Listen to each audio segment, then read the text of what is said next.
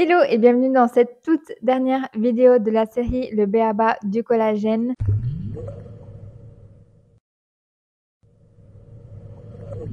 Comme d'habitude, si tu n'as pas vu les précédentes vidéos, je te les mets directement en description pour que tu puisses aller les voir et crois-moi, ça en vaut vraiment la peine. Aujourd'hui, on va parler de tout ce qui est soins, donc sérum, crème, masque à base de collagène. Est-ce que ça vaut le coup de dépenser ton argent là-dedans? Est-ce que ça booste vraiment ta production de collagène? Est-ce que c'est juste du bullshit ou du marketing? Je vais répondre à ces questions dans cette vidéo, donc c'est parti. Avant de rentrer dans le vif du sujet, je te fais juste un petit résumé pour que tu puisses comprendre comment ton corps produit le collagène. J'en ai déjà parlé dans une de mes vidéos précédentes, mais je vais juste t'expliquer en gros comment ça marche pour que ce soit plus simple pour toi de suivre la vidéo. Le collagène est fabriqué dans ton derme, donc c'est la deuxième couche de ta peau juste après l'épiderme, et il est produit par des cellules qu'on appelle fibroblastes. Pour que ton corps puisse fabriquer justement ce collagène, il a besoin de plusieurs éléments. Le premier, c'est les acides aminés que tu peux retrouver dans les protéines que tu manges. Ensuite, tu as la vitamine C qui est essentielle pour assembler les fibres de collagène. Et ensuite, tu as le zinc et le cuivre qui vont stabiliser et réparer les fibres de ton collagène. Je pense que maintenant, tu l'as compris, la production de collagène se fait en interne. Donc, tout dépend de ce que tu consommes. Il n'y a clairement pas de miracle. La question que je me pose, c'est est-ce que les soins cosmétiques pénètrent suffisamment profondément, donc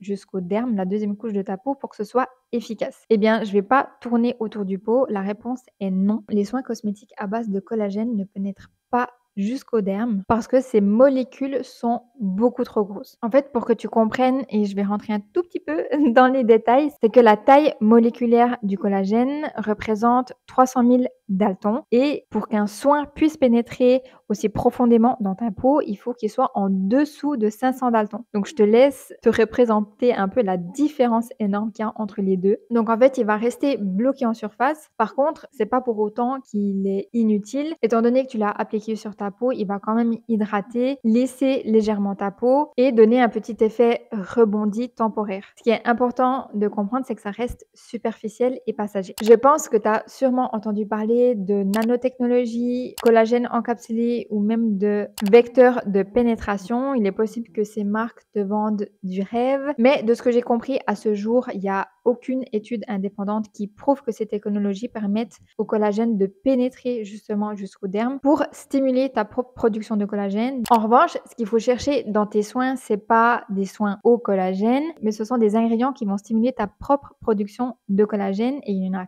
4 qui sont hyper efficace. Le premier, tu le connais, c'est le rétinol. Il va vraiment stimuler les fibroblastes. Rappelle-toi, ce sont les cellules qui fabriquent le collagène. Il va aussi améliorer la texture de ta peau, réduire les rides et activer le renouvellement cellulaire. Donc, si tu débutes, je te conseille d'y aller tout doucement, de l'utiliser une fois par semaine et d'augmenter petit à petit et utilise un pourcentage assez réduit, donc de 0,2% à 0,5% en fonction de la tolérance de ta peau. Ou alors, si tu ne le supportes pas, tu as des alternatives beaucoup plus douces comme le bakuchiol et le rétinal. Ensuite, le deuxième, c'est la vitamine C qui est indispensable pour la synthèse du collagène. C'est aussi un antioxydant hyper puissant qui te protège des radicaux libres et que tu peux mettre le matin en dessous de ta crème et ton SPF. L'acide L-ascorbique est la forme la plus pure de vitamine C et celle que ton corps reconnaît le mieux. Par contre, elle est assez instable, donc cherche des soins qui sont combinés avec de la vitamine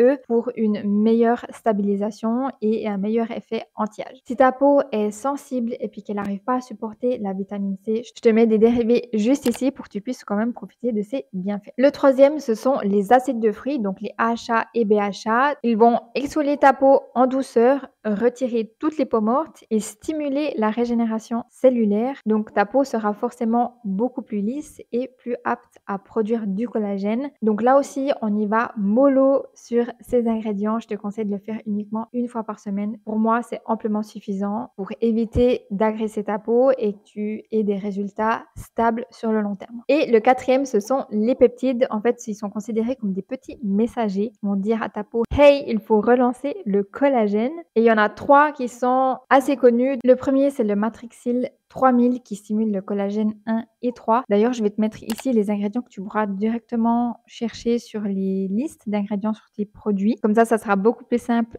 pour toi. Ensuite, il y a l'argireline qui va relaxer les micro-contractions musculaires. Donc, ça va te donner un espèce d'effet botox sur la peau et c'est hyper efficace justement contre les rides d'expression. Ensuite, il y a les peptides de cuivre qui vont favoriser la régénération et la réparation et ils vont aussi améliorer la fermeté et la texture de ta peau. Toi, tu peux tous les combiner dans une routine ou privilégier un sérum multipeptide qui est tout en un. En résumé, les soins au collagène ne vont pas pénétrer dans ton derme et donc ils ne vont pas stimuler ta propre production de collagène. Par contre, ils peuvent hydrater et lisser ta peau en surface. Ça reste quand même temporaire. Donc, si tu veux avoir des résultats visibles, fais confiance à la vitamine C, aux peptides, aux acides exfoliants doux et au rétinol. Le plus important, c'est vraiment la régularité et que tu aies une routine bien construite en fonction de ton type de peau et de ses besoins. Après ces 5 vidéos, je pense avoir fait le tour de la question du collagène. Donc maintenant, tu sais tout